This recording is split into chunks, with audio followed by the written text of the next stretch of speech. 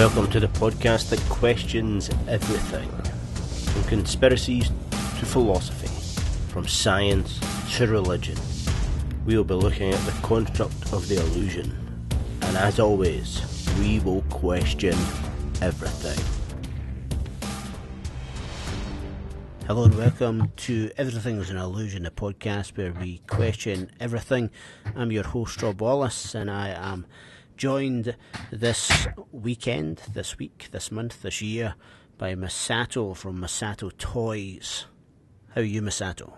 I'm doing well, thank you very much. Yes.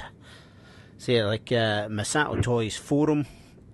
If you have not been on Masato Toys forum, you got to check it out. One of the best places on the internet, and it's a thoroughly good education for a lot of people who are just starting to ask some questions, maybe enjoying podcasts like Everything's an Illusion. There's a whole encyclopedic forum full of awesome topics and awesome people.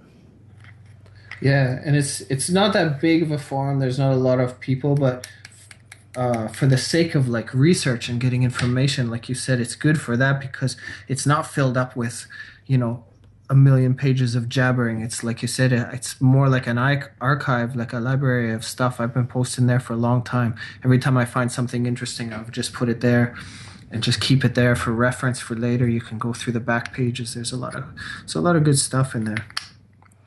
And so some of the, because obviously this is how I know your good self, like a lot of people, and it came up in my timeline as a shared memory. So the way Facebook, we call it Puss Pad, but Facebook does a... You call it what? Puss Pad. Like puss is your face and pad as in like a notepad. So Puss is your face? That's how you call your face in Scotland? On the east coast of Scotland, yeah. So How do you spell it? Puss.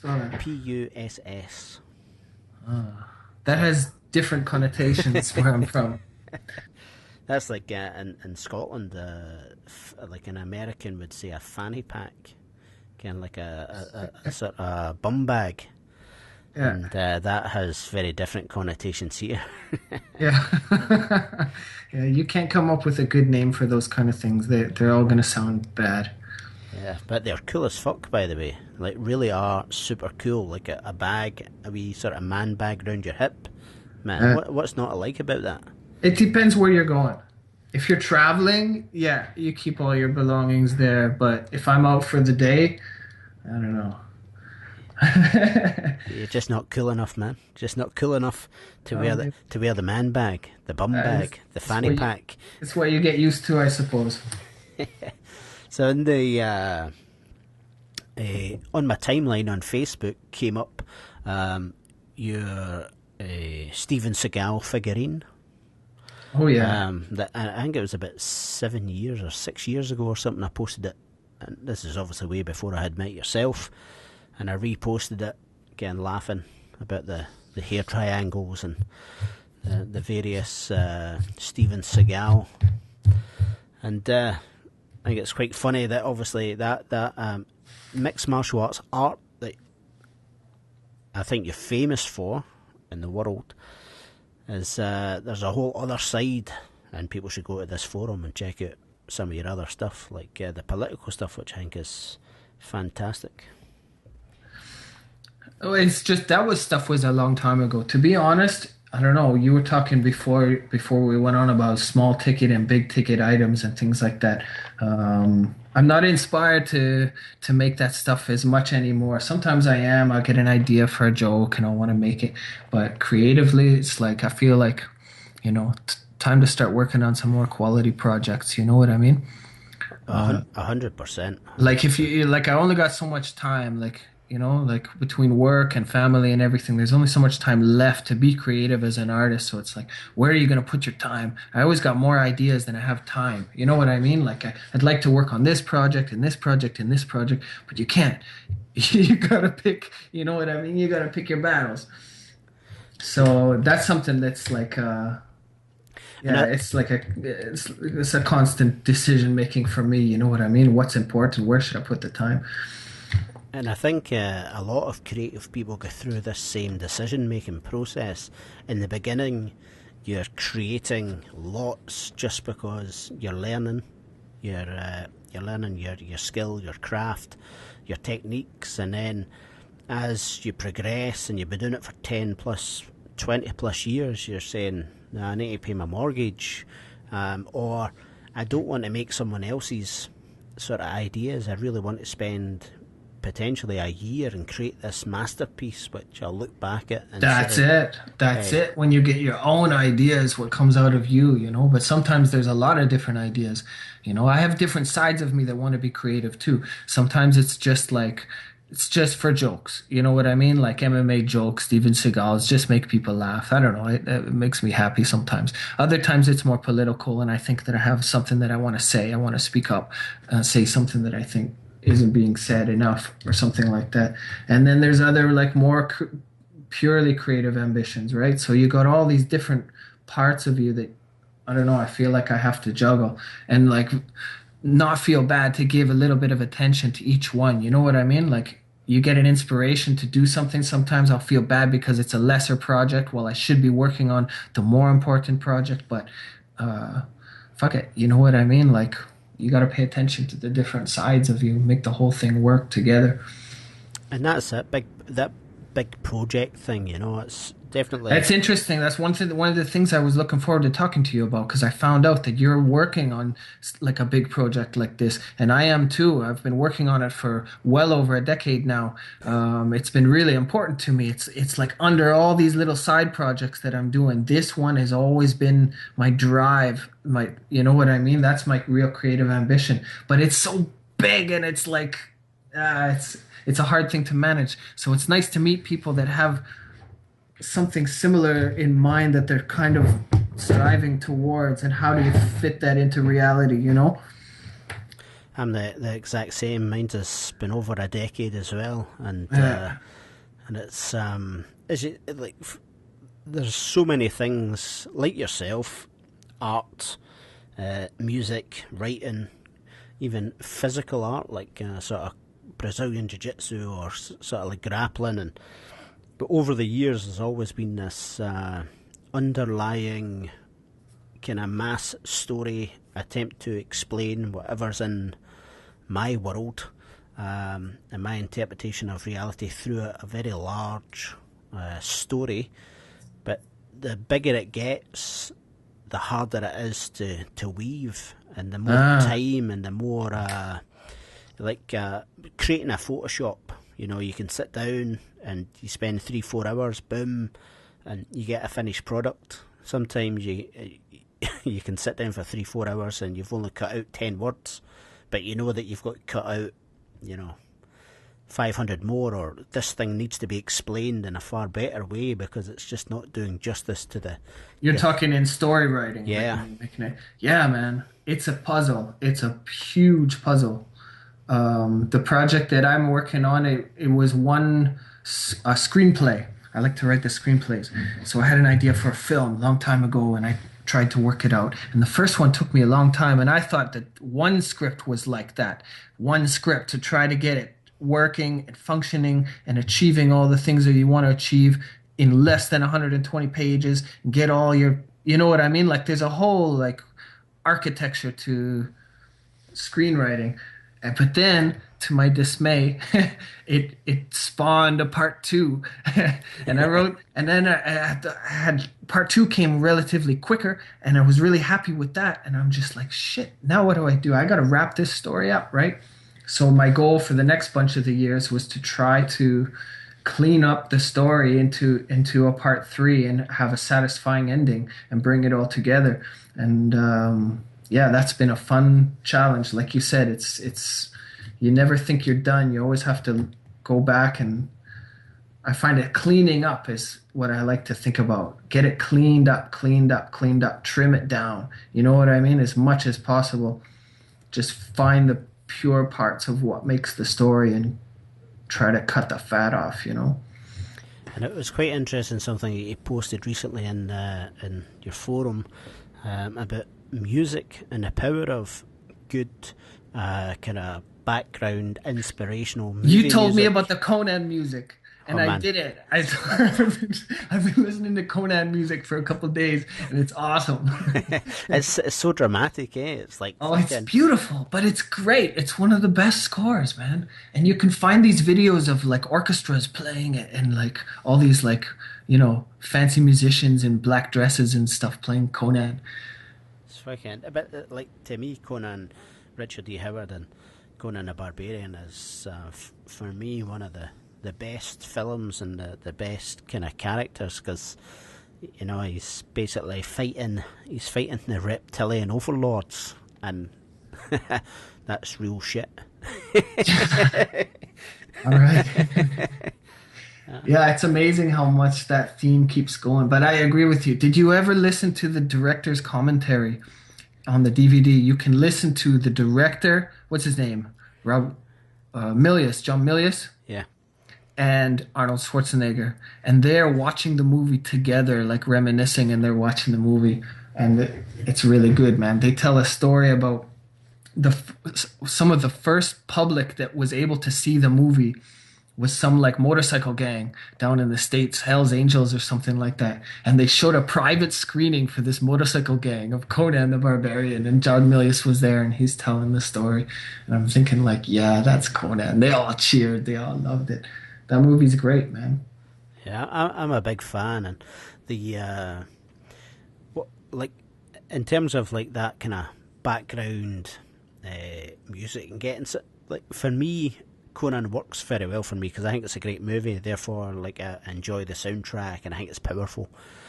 But if Conan's not your cup of tea and I don't know, some kind of American cheese kind of movie is your cup of tea, and that whatever it is, I'm just getting it like whatever tunes work for you and get that. It depends on the story that you're writing. You know what I mean? If you're writing a romantic comedy, maybe Conan won't work.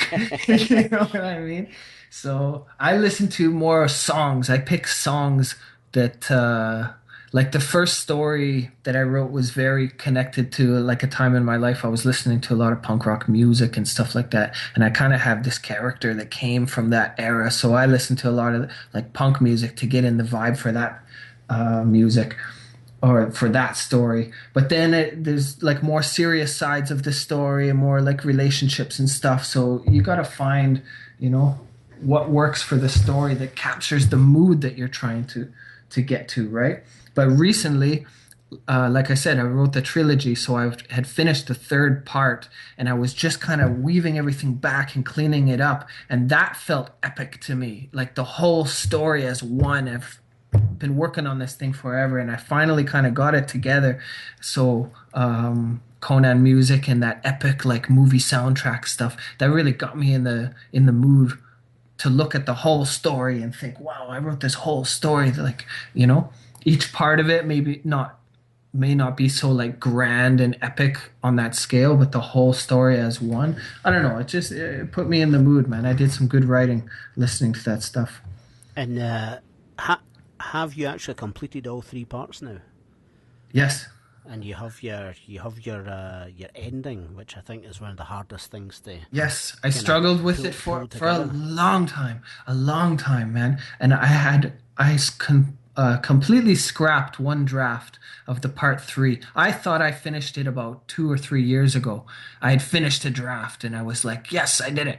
And then I just realized it's not working. It's not hitting it. It's like there's too many open-ended questions and unresolved threads, and I wasn't satisfied. I scrapped the whole thing and started all over again. And I always said I learned my lesson the hard ways. I don't write nothing until I'm really, really sure that it's right. Like I work it through in my head a lot. I ask the questions. I play different scenarios and I write notes down and I make maps and things like that. And I don't actually write anymore until I'm 90% confident that this is correct and that it's going to work. Because you can play with scenarios forever. So yeah, I think I finally it can still evolve, right? Everything can be improved and tinkered and made stronger. I imagine I got dreams one day that maybe like it'll grow some wings, and it'll have like a story department where you get a team of really good story writers to analyze it all and just like pump it up a little more and tweak it a little stronger. That would be fun to do. But for now, to pitch it, to show it people, yeah, I think it's ready to go. That's a big thing for me, man. It took me a long time. Now I got to work on artwork. I got to work on like concept artwork. Well, you're the man for the job.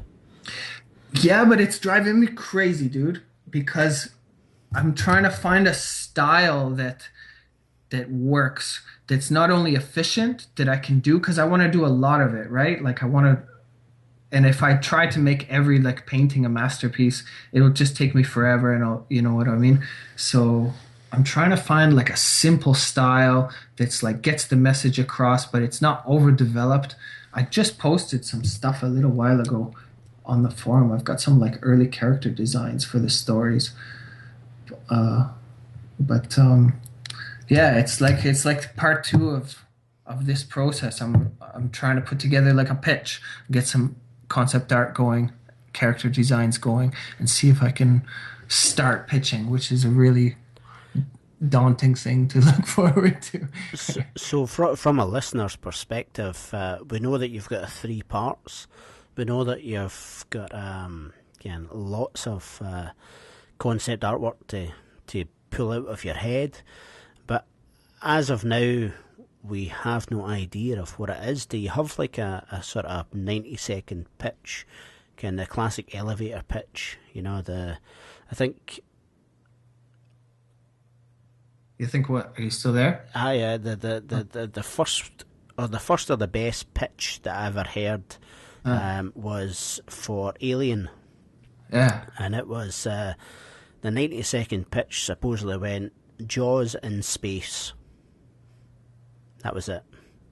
Jaws in space. Yeah, that was. Yeah, I think I read that too. I've been fascinated by the whole idea of like they call a log line, which is like you have to sum up the idea of your story in like one sentence or short sentence, and see if you can hook people with it. You know what I mean? And that's tricky to do. I don't know. I don't know. So, yeah, basically the story. It's this girl and her parents, and they wield this like mystical white light, and it's like they weave it into martial arts. It's kind of a martial arts movie, right? So the guy, he uses this white light, and it's like a peaceful style, you know, like Aikido and things like that. It's all about harmony and balance, right? And there's this other character, there's this old guy, he's a martial arts master of this style, and it's like a red energy, and it's supposed to represent the willpower, consciousness, ego, right? Human potential. And he chases them around over 3 lifetimes. Takes place over 3 lifetimes. They die and they're born again. So the first story takes place in Canada, and the second story takes place in Brazil, and the third story takes place in Japan. So he's chasing them over 3 lifetimes just to kind of figure out, and it's all about them kind of working out their karma and figuring out why they're interconnected and what these styles have to do with each other and stuff like that. So I hope my dream, if I have everything worked out, is to have some of creative from all of those 3 countries. Have like the first one made with a lot of Canadian talent, and the second one made as like a Brazilian film. Brazilian films are beautiful. And then the third one as like a Japanese throwback to like samurai movies or anime or something like that. I got all these different kind of themes. It's kind of a crazy pitch, but I don't know. Yeah, man, sounds good. I'm sold. I'm sold. Sounds like my cup of tea. You know, you got me at the kung fu kind of martial arts element, but I like the kind of ideas of obviously going beyond life and death and cyclical, and I like the kind of willpower, kind of drive, and the different colours, the correspondence between in magic and in magical terms, these red has a particular vibration, it has a particular emotion, it has a particular and they're all correspondent no matter what's. You have 5 senses, and if you use a different sense to tune into red, you'll get a different experience. Red is Red used to terrify me as a child. I remember I had some like high fevers as a kid, and I would like trip out, freaking out, and I like the color red used to scare me. I'm much more. I like cooler colors. I like more natural colors. But yeah, the whole idea basically, and it's something that I struggle with myself. I find there's like two ways of existing.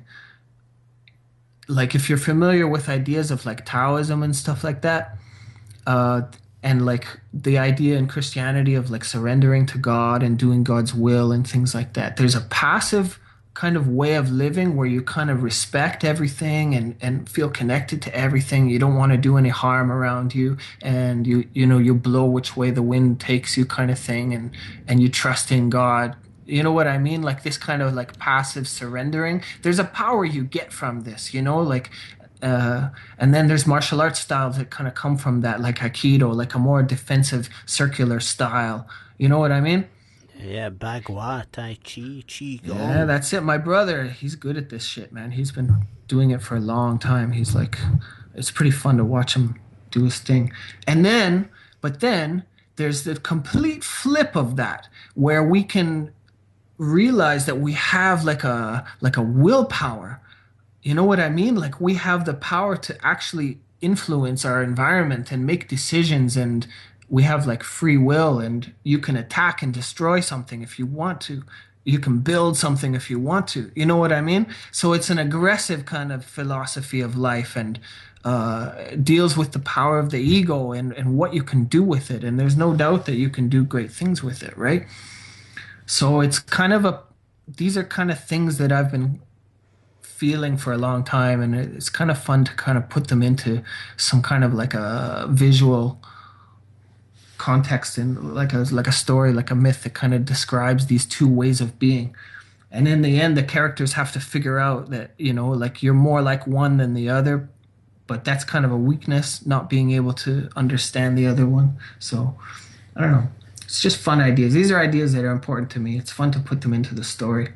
Hey, like I have very similar themes and some aspects going through parts of my story, and like as you say, like one like the Taoist kind of concept of just going with the flow. It's like the classic for me Taoist kind of idea is the archer, and he's shooting the perfect bullseye. He shoots the perfect bullseye. He shoots the perfect bullseye, and a Taoist monk goes up to the archer and says, You must be an archery master.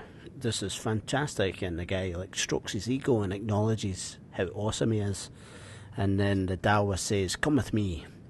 And he takes him to the edge of the cliff, and like a pirate makes him walk the plank, like out beyond the edge of the cliff, and then says, "Hit the bullseye now." And he can only think about fear, and he can only think about death, he can only think about the height. And when he's thinking about these things, he can't hit the bullseye because he's scared, fear, all the other things. He's taken out his comfort zone. Whereas in the Tao, none of that's relevant. You should still be able to hit your target, because living on the edge and that kind of the fear and all the kind of things, that's just your mind out of control. Yeah, it's the surrendering of the ego. Yeah. It was hard for a long time. I was very passive in my approach to life, and it had great results. Like I was really fortunate, and I ended up having an interesting bunch of years. I ended up moving. Like you don't just stay doing nothing, sitting under the tree forever. Like the wind does start moving you, and you know. Uh, but then I met my wife, and she's kind of the opposite. She makes things happen. You know what I mean? She's determined, and she's a go-getter, and she has that other kind of energy. And she kind of like taught me that for the first time. I realized that I wasn't really doing that kind of thing. If you want something, go get it, make it happen. You know what I mean? This kind of energy. I was just floating for so long. I wasn't familiar with it. So it was a big shock to me. It was a big eye-opener. So I'm still kind of like realizing that there's benefits to both and there's faults to both, if you're too much one and not the other. So it's about finding that balance, right? It's all about balance, yeah, and the sort of chakra system. You heard of the chakra system, the old Indian way of looking at the 7, if you like, gears or 7 aspects of the energetic pathways of the human system.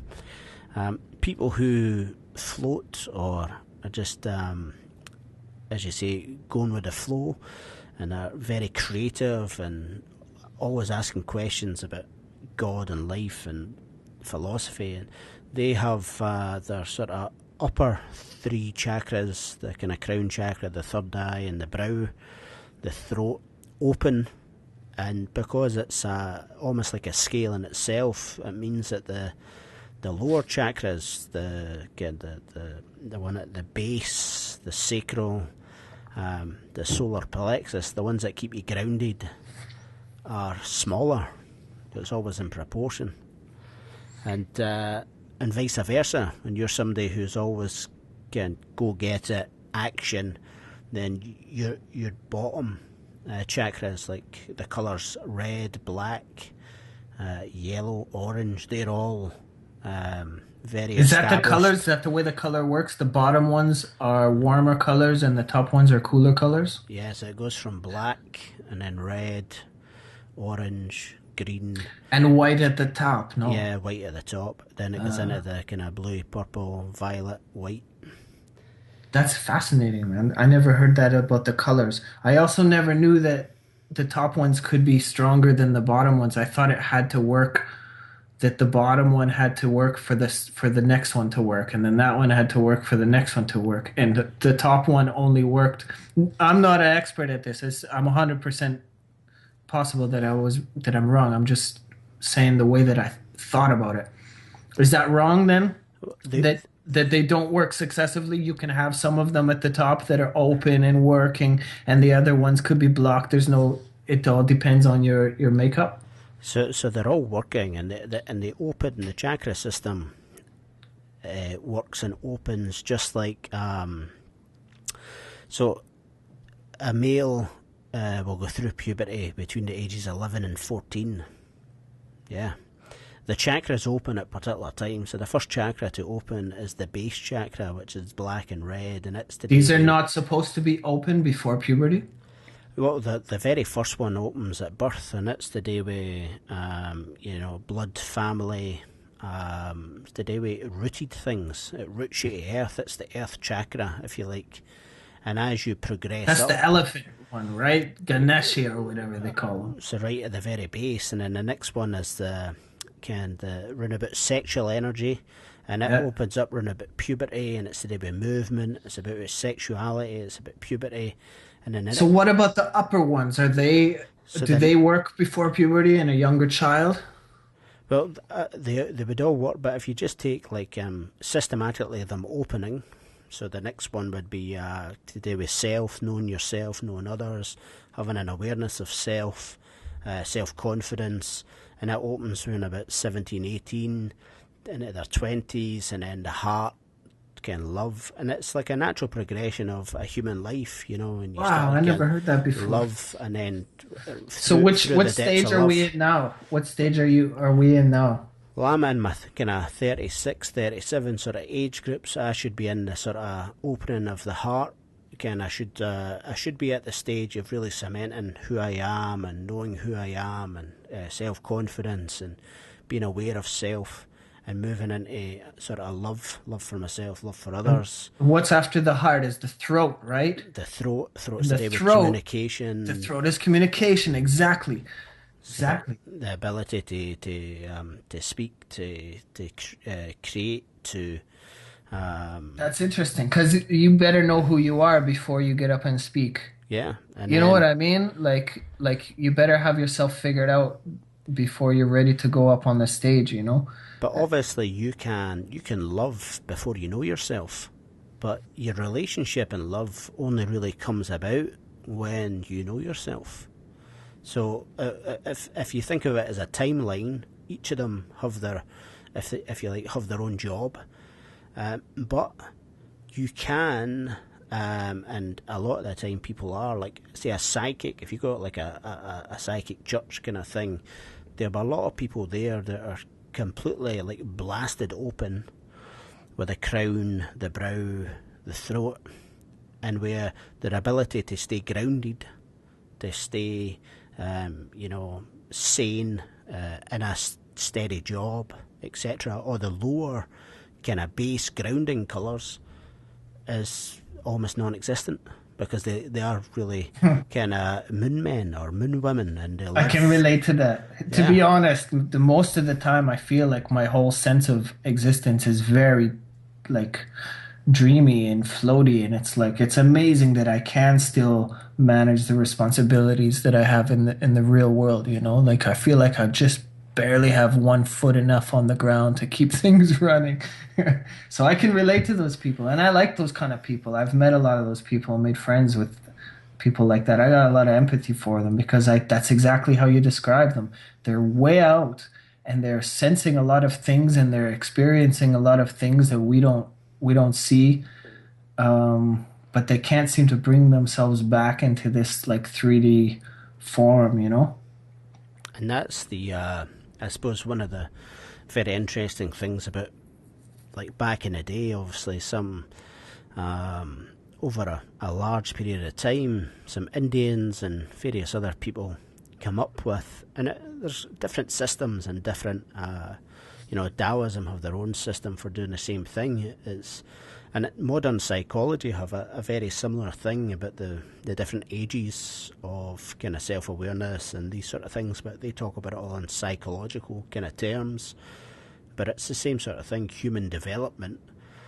Yeah, it's true, man. It's true because I can remember certain points in my life where I felt like in one moment or in one experience, I was a different creature, you know, like I had a different frequency of awareness. It's like, I don't know, very different. I feel like I'm going through that recently, to be honest. I recently turned 40 and like a lot of things, I don't know, I'm like becoming something else. You know what I mean? Like I'm shedding a lot of old skins and some things are becoming more like stronger and some things are getting brushed away, you know? I feel like physically I'm at a different level and creatively I'm at a different level. It's funny, man. You go through these little metamorphoses in life. And it's what I think is spectacular about it is that people wrote about this and put out a blueprint. And like most things in life now, we buy a bracelet with chakras on it, or we buy a t-shirt with some nice colours on it, and people go to a kind of standardised yoga class that, you know, it's essentially just a stretching class, and there's all the information, as we've discussed in podcasts in the past, all the information's right in front of people's face, but there's so many false summits, and you have to be at a particular level experience to see, and then when you think you know the answer, life says, here, by the way, there's this whole new thing which dwarfs everything that you've ever thought about, and it's right there, and you're back to level 1, motherfucker. Back to level 1. There's been a saying that's been echoing with me for a while. I don't know if it's a song or what it is. They say that the more I learn, the less I know. Yeah, man. You know what I mean? Like I feel like I'm at a stage in my life where I'm kind of realizing how little I actually can put my faith in that I'm confident about. You know what I mean? Like the more you learn, the more you realize how much there is to learn and how much you don't know shit and how much misinformation you've probably filled your head up with. And it's like, it's kind of feels good, actually. It's kind of like a cleansing, you know? You're like, you don't have to have all the answers, you know? You can let things go. No, for sure, 100%. And that's a big part of what my story is about. It's called Illusion, and it's about... That's the name of the story? Yeah, Illusion. Illusion with an I or illusion with an A? I. Forgive my bad Scottish. And it's just about that concept that it's everything is an illusion. Everything is a false summit. There's nothing. Yeah, and as the Maoris said, the only thing that always changes is the fact that everything... The only thing that never changes is the fact that everything always changes. There's... it's just whatever your mind creates, and how to put that in a story in a few thousand words to get people. It's like, You're writing it in like a book form, like a literary form. You're writing a yeah, novel. like a novel. But one of the things that hit me by my straight away was science fiction or fantasy. If you want to sell it to like an agent or whatever, your first draft to be considered must be under 80,000, 90,000 for that. And then obviously if it sells a shed load, you can 80,000 what? I didn't words. follow. Words. 80,000 words. So you can't write a huge epic No, you can't. tone then, unless you're an established writer. Yeah, because Yeah. the printing cost in a book that's 4 inches Is that a thick. problem for you? Is your story really huge? Well, I am at the minute 70,000 words in, and I feel as if I've just developed, a few characters. Like, Do you think that, because I don't know how much rewriting that you've gone back, but I've learned that rewriting is everything. Like once you get it all down, it's like, okay, now you can start working with it. You can start trimming it and you can start simplifying it. You know what I mean? And usually there's a lot that can be trimmed or simplified, or you may have like three different scenes that kind of like are, you wrote them to convey a certain idea, and you might be able to sum up that whole idea into like one little moment, and then you can delete all those three scenes, you know?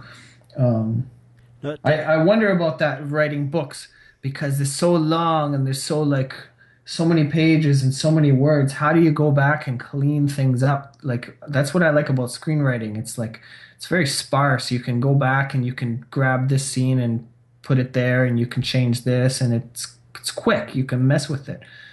But writing, you'd have whole pages and paragraphs to either rewrite or to that didn't count. I don't know. I think from a video editor's perspective, if I shoot a short film and we want to take that scene and it's not actually working like where it was, and we can move it, to 5 minutes before that, and can take a little bit off of that, and Is that how you think when you write?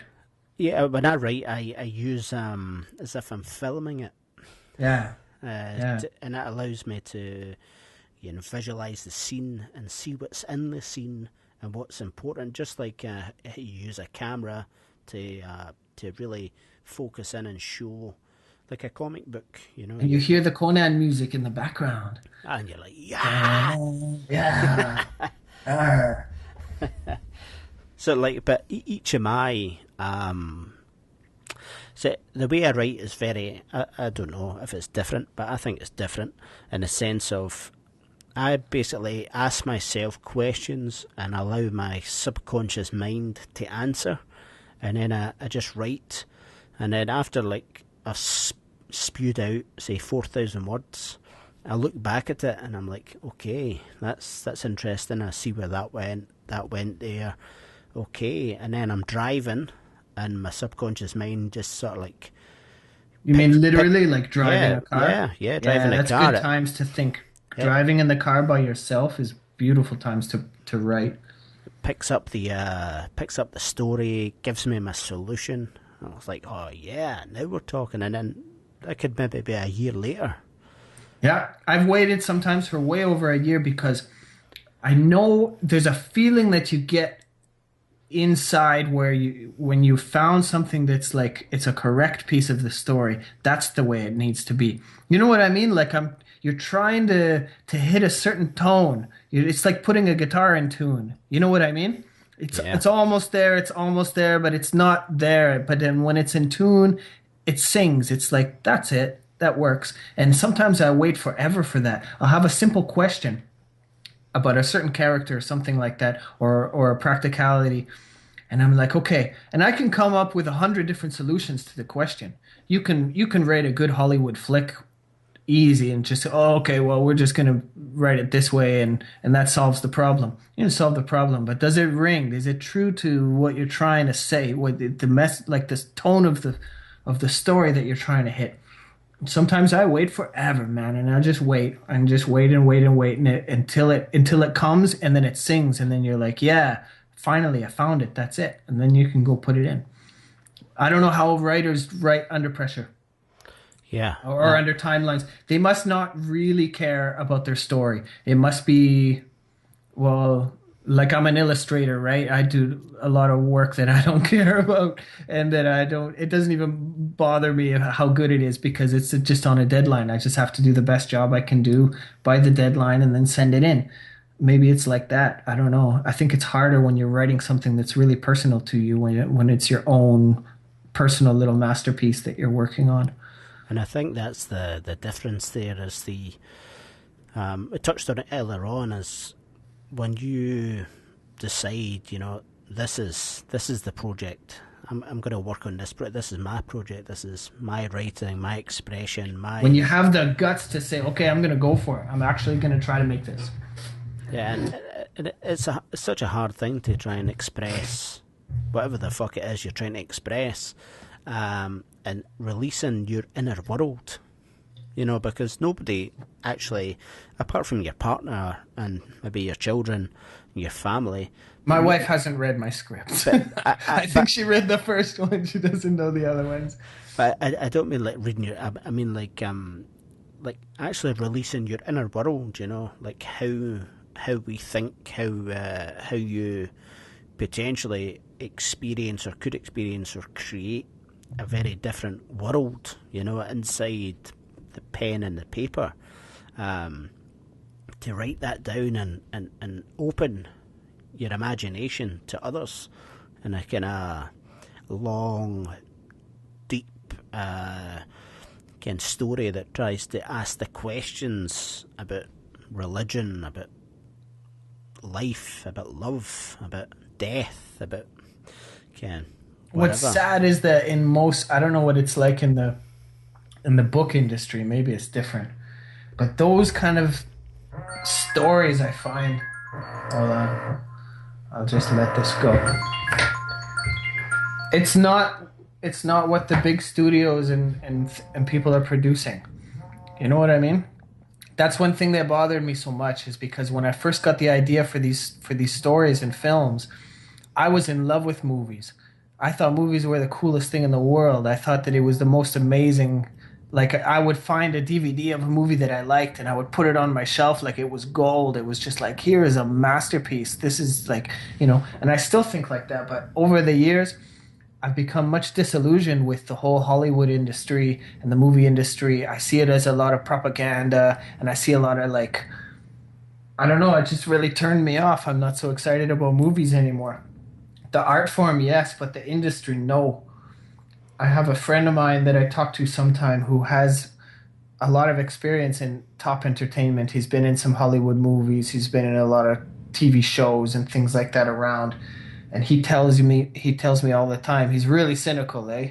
And he tells me all the time, he says, like, they'll eat you up. He says, like, you gotta just like become their bitch, and they're just gonna tear your idea up, and they're gonna put in a bunch of propaganda crap.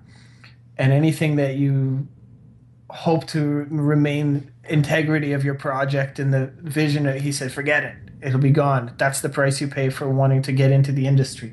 And I hate it when he talks like that, but I respect his experience too, right? And I don't know, it's kind of tough. Maybe writing a book is better in that way, because you can write it the way that you want to write it, and just like publish it as it is and not have to worry about giving it over to a corrupted industry. I don't know. I think about these things a lot. You could also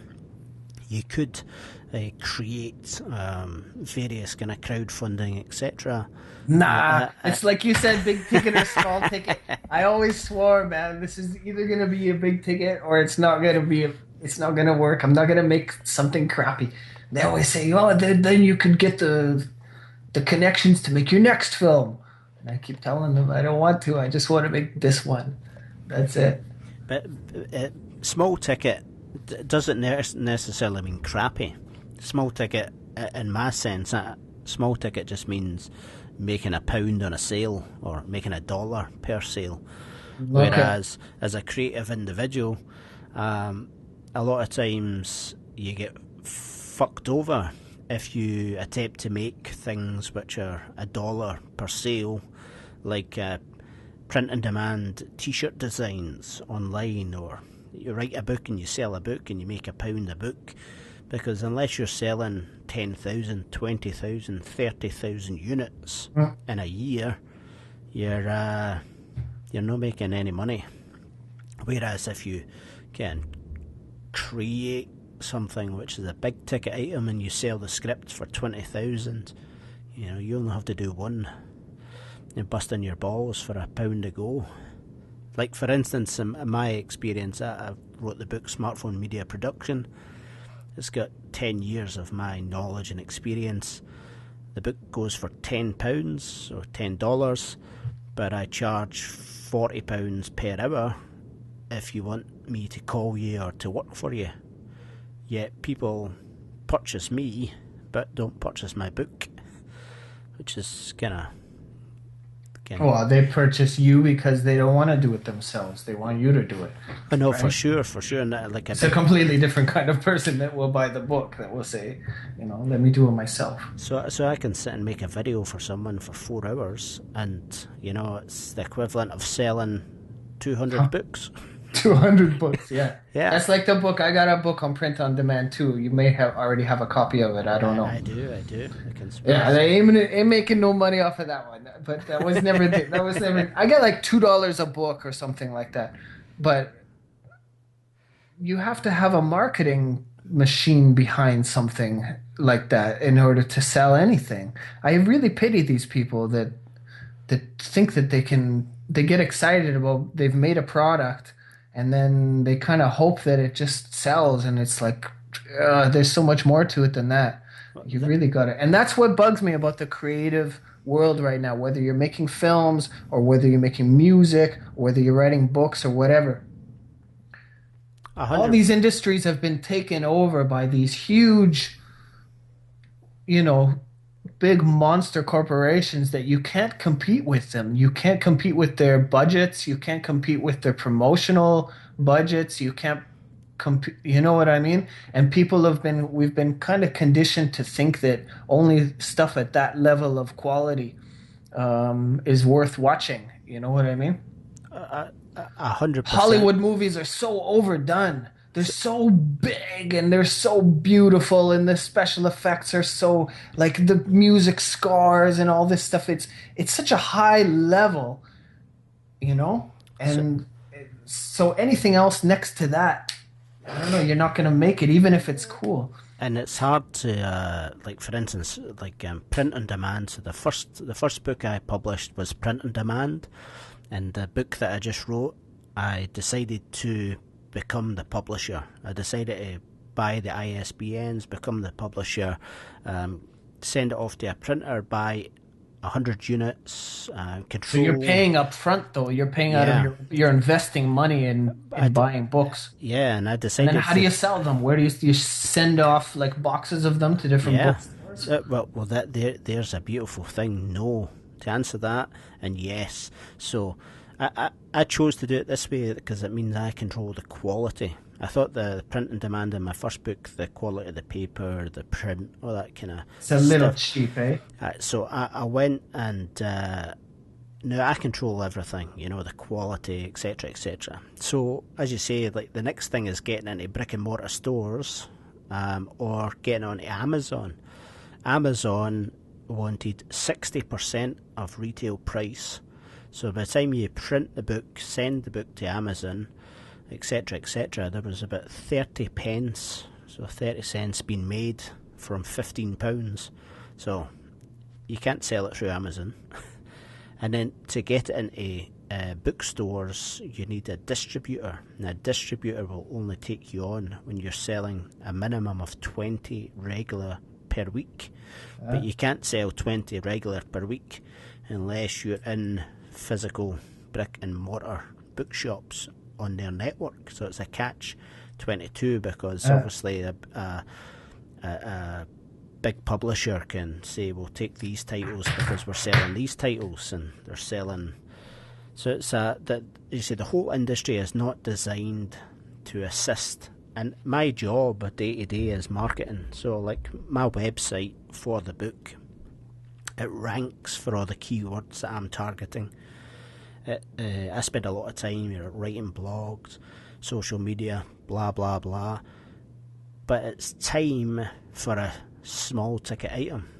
You know, if I was to recoup my that's time, the thing. It's hours per dollar. How much do I have to invest in this? So I'm getting paid like a cent an hour because. So then you got to question your motivations. Are you doing it to bring attention perhaps to your other projects and your business name, to the podcast, things like this? Maybe it's just a marketing thing. Are you doing it for money? Are you doing it for passion? Is this just something that you're happy to share with people? I get a lot of kick just giving my books away. I've given away like way more books than I've sold.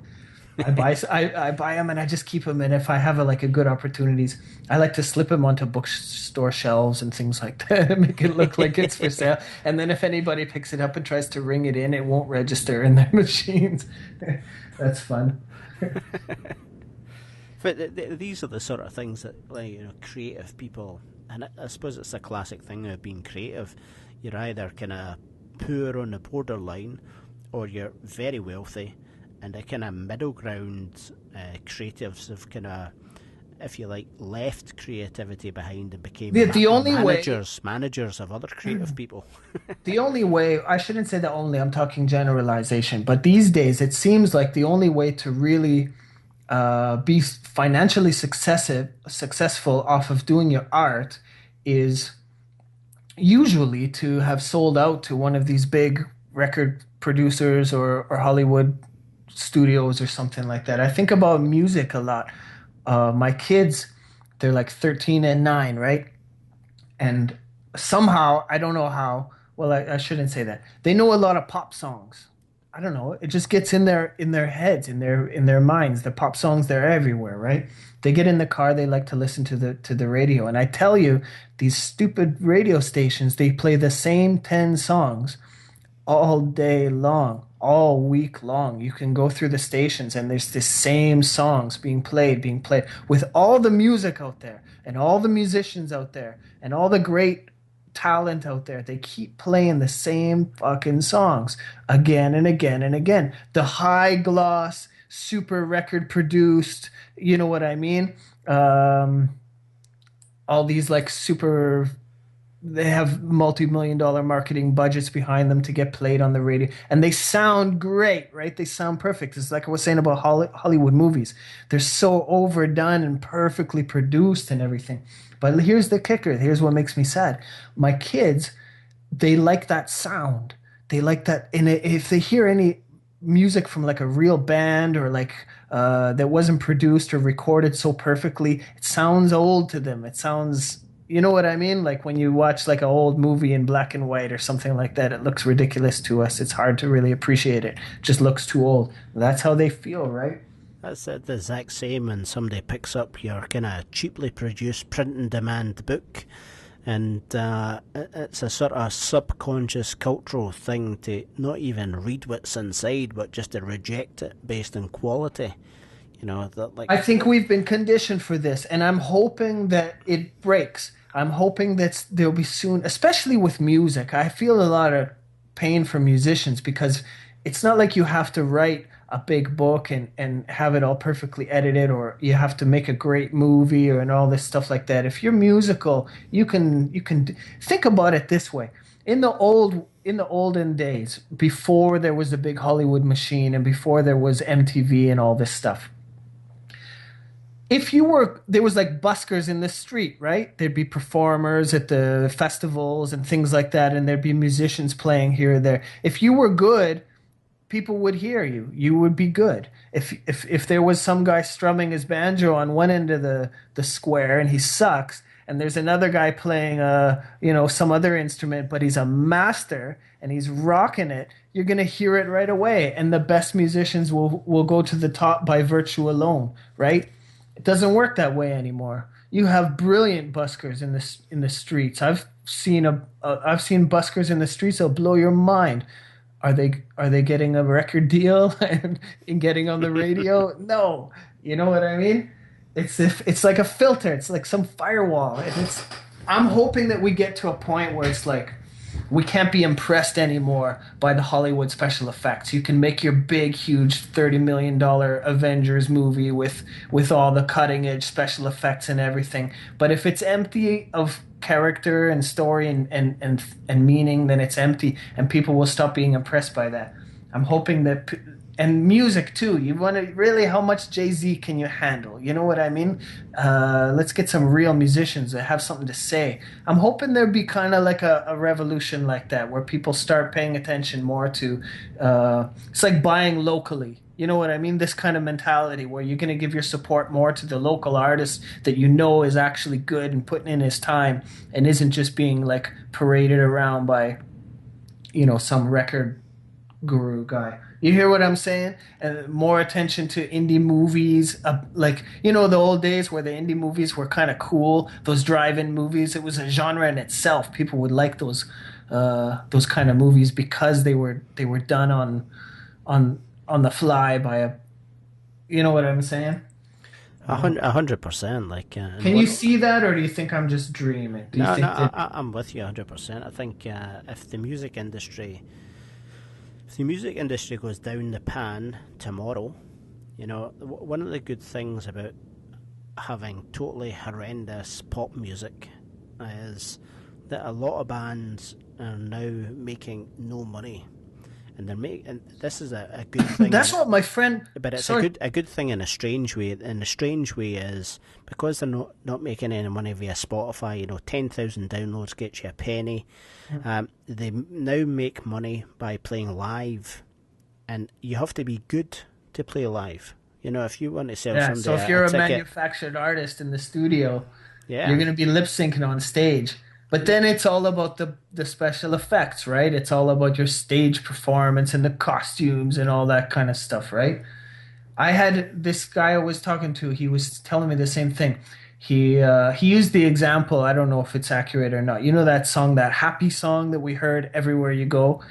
Pharrell Williams. Yeah, he said you get the idea that this Pharrell Williams guy is rolling in it, that he's loaded because that song is everywhere and you're hearing it everywhere. You see the video everywhere. So obviously he's a huge star and he was laughing. He was saying it's his handlers that are making the money. It's the record label that's making the money. It's the people that pumped him up and made that song what it is that are making the money. He's not making not much money.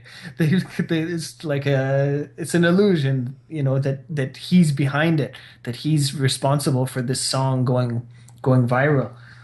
He said that's not the way it works. He says those guys are going to be broke if they don't have another hit song soon. They're not going to last long. There's a classic it's obviously pretty similar in America and in Canada, but in the UK kind of pop industry, so lots of manufactured bands through shows like the X Factor and kind of like reality TV kind of programs bring these singers together, mass produce a good looking, good dancing outfit, and then they go and they get stylized, they go and make a music video, the song goes to the top of the charts, and Why does it go to the top of the charts? That's one thing I keep telling my kids, saying this song is not popular because everybody likes it and is calling into the radio station and requesting it. It's not popular because people made it popular. Oh, wow, look at this song. It's a big hit. Everybody loves it. We never would have predicted it. Songs get popular because they're marketed. Songs get popular because they have money to play 100 times a day on the radio and in the supermarkets and on all the. You know what I'm saying? Like it's a 100%. manufactured popularity. But where does that marketing budget come from? That marketing budget comes from the band's pocket, not the manager's pocket, not the kind of person who's in charge of the label.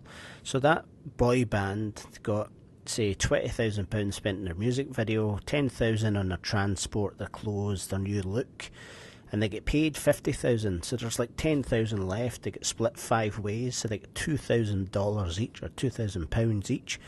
And before you know it, they've went to some nightclubs to get paparazzi kind of pictures taken, and now they're broke. The next album doesn't sell because they no longer like them. and the next thing you know, they're back working in a supermarket or again at their trade, wherever it was, before they were a singer. And That's what I'm saying. that's a very irregular pattern here in the UK. During the last election, there was a band created a song about the Prime Minister, and it basically got to number one on the iTunes chart, the Amazon chart, the various other kind of downloaded charts, but they wouldn't play it on the radio, they wouldn't play it on the television.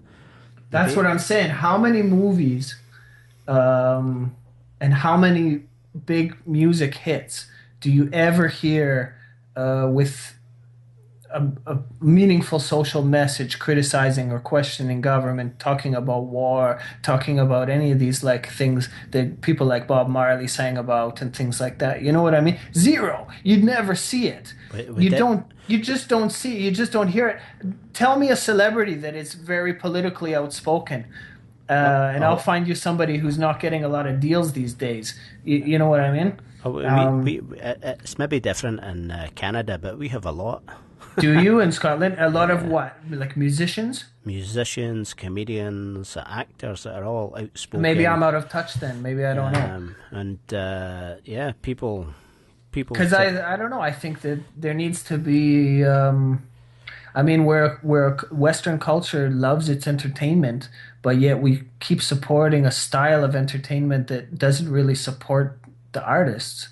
You know what I mean? Like, there's a lot of... that's inspiring to hear that you're telling me that there's musicians and artists and comedians out there in Scotland that are finding an ability to do what they like to do. Yeah,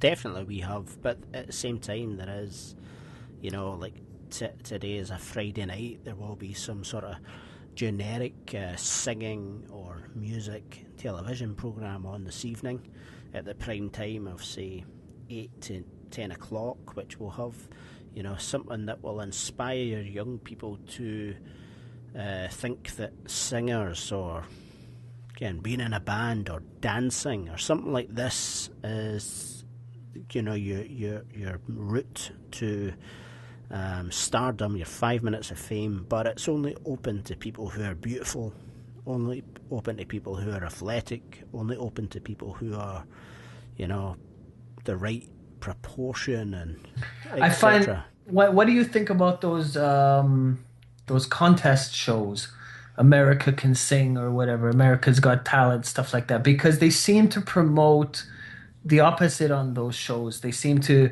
if they have a girl that's not so attractive, maybe she's big and looks funny or whatever, but she can sing, everybody, like, you know, warms everybody's hearts and this and that. Do you see that as kind of a straying from the MTV formula where everybody did have to look really good on camera? No, I think it's the same thing, because it's still a very small proportion of the populace who have a skill or will put in the time to develop a skill, and the rest are sort of like, you know, it's when you watch the outtakes of these kind of programs that you see, and we laugh at the outtakes or the people who never got through in the early auditions. I don't know what it's like in Canada, but we always have the early auditions, and they're usually like blooper reels, you know, people coming in and they're doing some sort of fancy trick, or they're singing, or they're dancing, and they're absolutely shit. They're like so shit, it's fucking hilarious, you know. They're like, they can't sing, but they've just said that they're better than Michael Jackson or Mariah Carey, and or they're like the best juggler ever, and like the guy can hardly walk. Hold on a second. All right. My daughter just came home from school. She's calling. Daddy, hey. We need to go back. I forgot my clarinet. Oh, you need to go back right now? What time does the school close? It's already closed. So how are you going to get it? Because teachers might be there if we go fast. All right. Give me 5 minutes. Close the door. Hold on.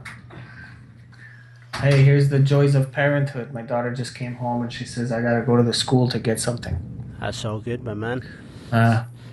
So let me finish with a thought, though. We were saying those reality shows. There was a movie that came out. I watched it with my kids. It was one of these cartoon movies. it was the same thing. It was like a singing competition, and one of the lead characters was this like elephant girl. It was all animals, right? It was like, anthropomorphic animals in this show. So there was this elephant. She was big, she was shy, people tease her because she's big and things like this, but she had the best voice at the end. And so they keep promoting this idea that's like, it's almost like a revamping of the American dream kind of thing. Like anybody can make it now, right? Anybody can make it, even if you're the bottom, even if you're shy, even if you're big or whatever like that, even if you're ugly. If you can sing or you have a talent, you can be a star. You know what I mean? I'm seeing this more and more. It was in a movie.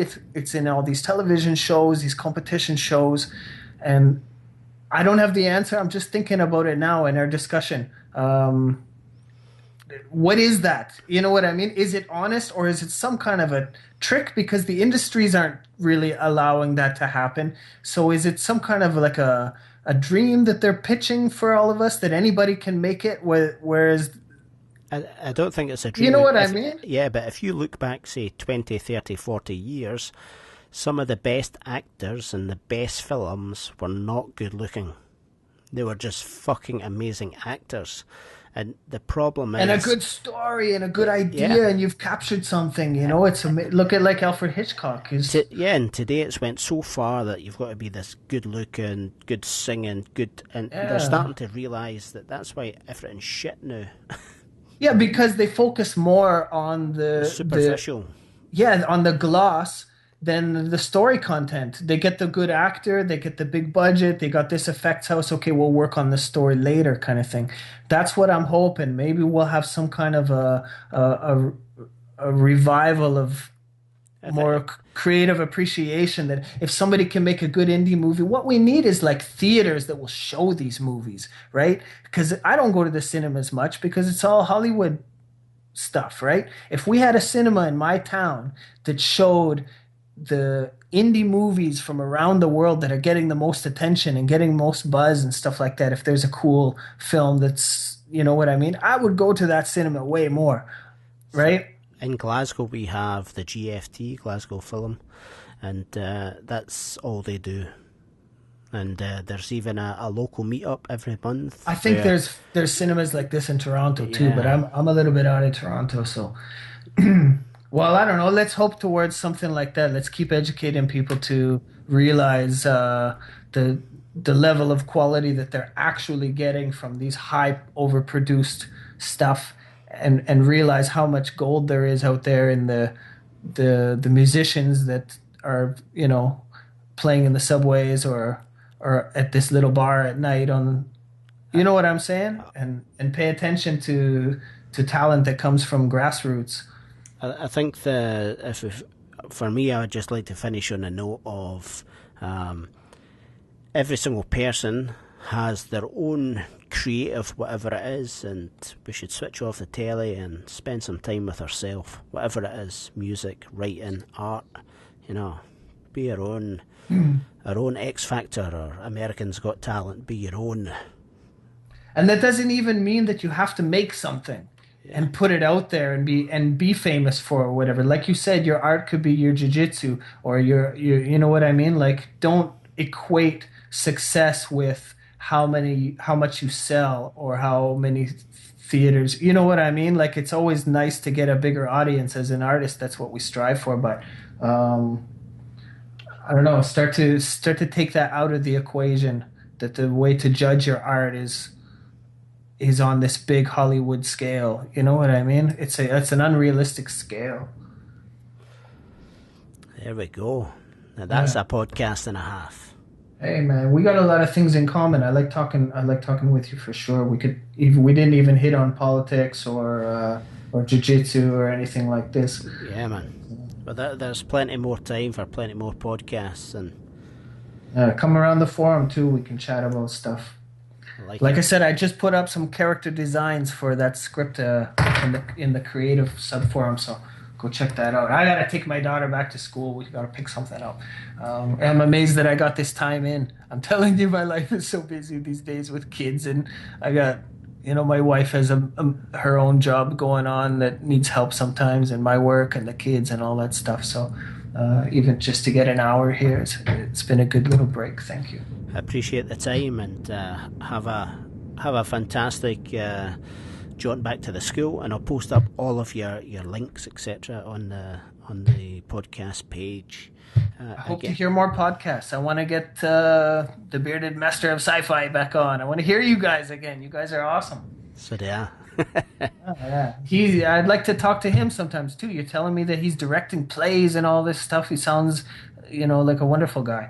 Well, we should get that on. We should make that happen. Yeah, you guys are inspiring, man. Thanks for all your good ideas and positive outlooks. Okay, thanks for your time, Masato. And, all right, we'll talk to you later. Take it easy. Cheers. Bye. Everything is an Illusion podcast is brought to you by Smartphone Media Production, the book. Use the power of your smartphone to create media for your business, project or group. Smartphone Media Production will show you how to plan, capture, edit, distribute and track your visions, all from your phone. The book includes cheat guides, best apps, worked examples and more. Get it at smartphonemediaproduction.com. And The Energetic Mind. Inspirational, thought-provoking images on t-shirts, canvases and more at theenergeticmind.com. Thank you, and remember, always question everything.